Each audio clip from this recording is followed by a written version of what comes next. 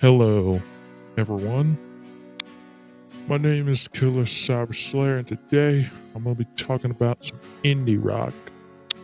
Now, you know that indie rock, they don't have that much airplay.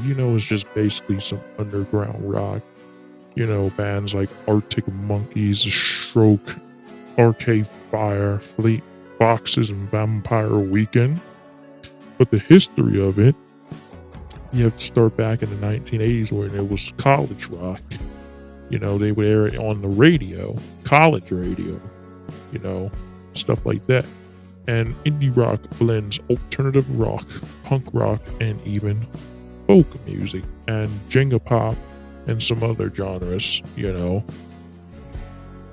Now, this is a pretty good genre. It's listenable, it's good because it is very experimental. You can do certain things with it. You can do anything. You can basically blend it with soul, jazz, blues, or something like that. You can do, just gotta make it a little bit, you can be creative with it. Now, there are some like horrible and indie rock bands, but you know they're not that, they ain't all that good. But there's some creative rock indie rock bands out there. But the creator was Buzzcocks. They were the pop punk. They did pop punk. That might have had some influence with it too. You know, the bands I like. I like TV Girl. I like yeah, I like this Radiohead. Stuff like that. Those are the bands I like. Um, there's some other ones trying to get it on top of my head, but these guys are actually, you gotta have talent to do this. That's another thing. You cannot just have no talent. You're not gonna make it in indie rock. I'm telling you right now, you will not. I guarantee you. And yeah. There's stuff about indie rock. It's hard to tell you, but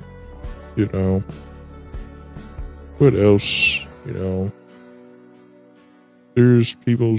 They still do albums. They have creative albums. That's another one. They do like concerts and like in the suburbs. You won't really hear this in the cities. They don't play this kind of music there. It's only in the suburbs. That's the only place where you're gonna get that. You know.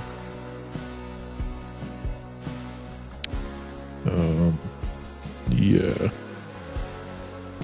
It also takes some people. There's bands like Oasis that blends Britpop with this. In the 90s, it got some popularity because they were blending other stuff. They were making indie pop.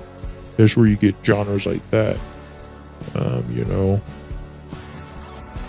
there's some people out here that don't like it, and it's okay.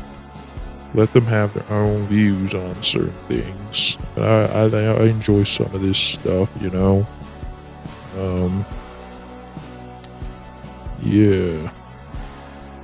Now I'm gonna tell you some our releases in indie that's gonna be like releasing out today. And also touring. They're gonna be in London, in the United Kingdom, and some other countries. I hope my favorite band, TV Girl, they come out with another album. Now let's see what albums there are out today. If you guys are into this, check this stuff out, give it a chance if you want, if you like. Now I'm gonna tell you the albums that are out now and also upcoming.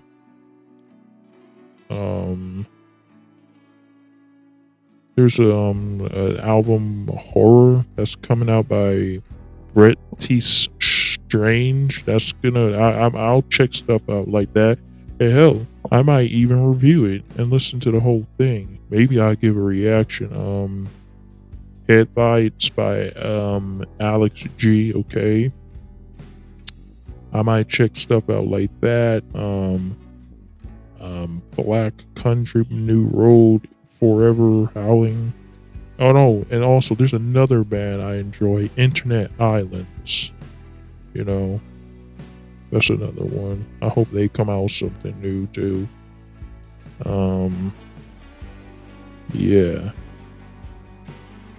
you know, yeah. I guess that's about it. You know, it's like I said, indie rock is very talent. They have talent. They making art. They're creative. They're experimental. They know how to play the fucking guitar, unlike fucking Lil Wayne. And that's it. That's my thoughts on indie rock. And it's a pretty good genre. So yeah, I hope you guys enjoyed this video. And I am Killer Cyber Slayer 99, and I'm gonna head off right now. See y'all next time. Later.